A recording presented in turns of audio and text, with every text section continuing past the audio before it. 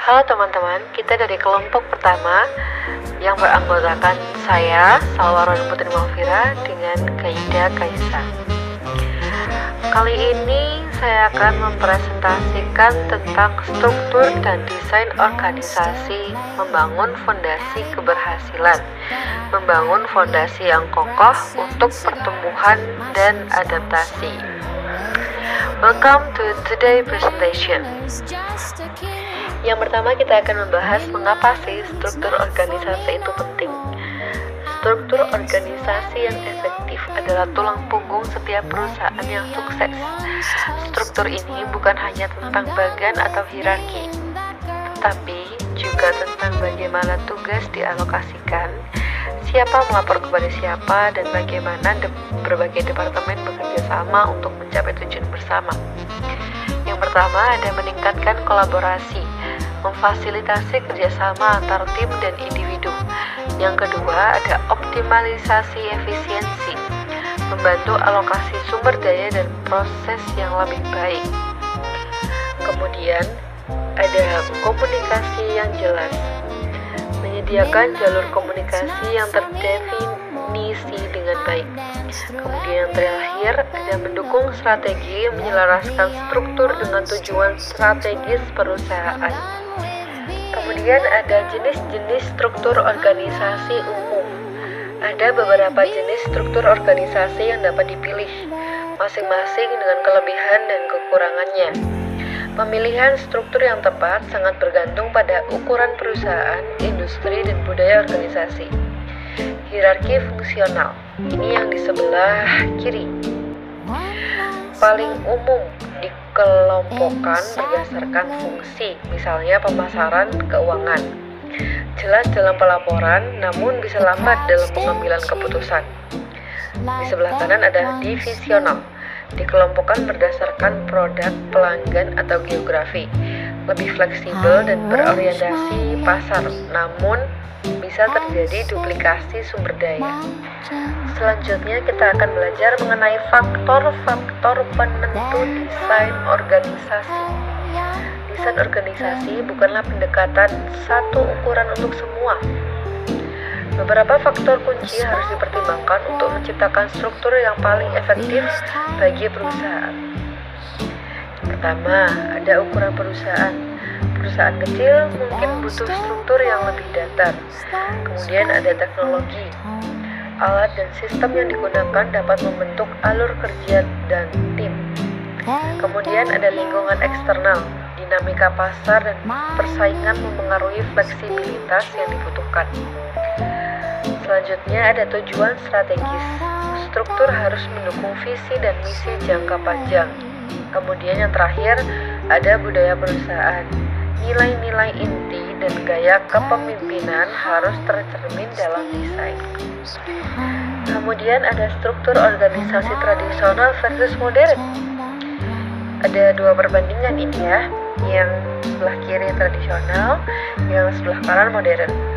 Dunia bisnis terus berkembang, begitu juga dengan pendekatan terhadap struktur organisasi. Memahami perbedaan antara model tradisional dan modern sangat penting untuk adaptasi.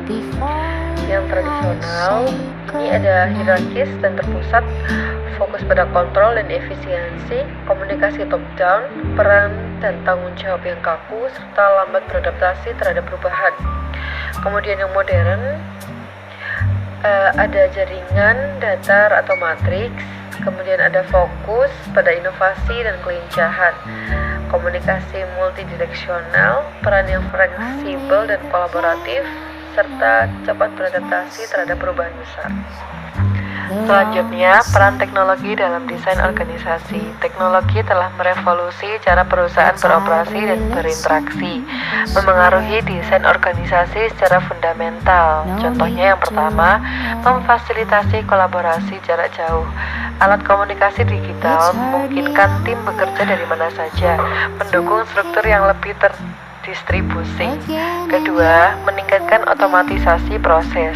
Teknologi mengotomatisasi tugas-tugas rutin, membebaskan karyawan untuk fokus pada pekerjaan strategis dan kreatif. Berikut saya paparkan studi kasus implementasi struktur organisasi yang efektif. Mari kita lihat bagaimana perusahaan berhasil menerapkan struktur organisasi yang mendukung pertumbuhan dan inovasi. Kasus A. Perusahaan teknologi Innovatech. Innovatech mengadopsi struktur matriks untuk tim pengembangan produknya. Setiap engineer melaporkan kepada manajer fungsional, Miss Kepala Rekayasa, dan manajer proyek untuk produk tertentu. Hasilnya, peningkatan kolaborasi lintas fungsional dan peluncuran produk yang lebih cepat. Pelajarannya, komunikasi yang jelas dan dukungan manajemen senior sangat penting untuk keberhasilan struktur matriks. Kasus B, yang di sebelah kanan, retail global atau market flow. Market flow beralih dari struktur hierarkis tradisional ke struktur divisional berdasarkan wilayah geografis. Setiap divisi memiliki otonomi untuk mengelola operasi, pemasaran, dan penjualan lokal. Hasilnya, respon yang lebih cepat terhadap kebutuhan pasar lokal dan peningkatan pangsa pasar di setiap wilayah. Pelajarannya, memberdayakan tim lokal dengan pengambilan keputusan dapat mendorong inovasi dan kepuasan pelanggan. Selanjutnya, tantangan dan solusi dalam mendesain organisasi. Meskipun penting, mendesain dan mengimplementasikan struktur organisasi yang efektif tidak lepas dari tantangan. Namun, dengan strategi yang tepat, tantangan tersebut dapat diatasi. Yang pertama, resistensi terhadap perubahan. Karyawan mungkin menolak struktur baru karena ketidakpastian atau kebiasaan. Solusinya, komunikasi transparan, libatkan karyawan dalam setiap proses dan berikan pelatihan. Kemudian, contoh yang kedua, ada ketidakjelasan peran. Struktur yang buruk bisa mengakibatkan tumpang tindih tanggung jawab atau kekosongan peran. Solusinya, definisi peran dan deskripsi pekerjaan yang jelas, bahkan organisasi yang mudah diakses. Kemudian ada pengambilan keputusan lambat. Hierarki yang terlalu banyak dapat memperlambat proses keputusan. Solusinya, delegasikan wewenang, adopsi struktur yang lebih datar bila memungkinkan, gunakan teknologi kolaborasi. Kemudian yang terakhir, ada alokasi sumber daya yang tidak efisien. Struktur yang tidak selaras dengan tujuan dapat menyebabkan pemborosan sumber daya.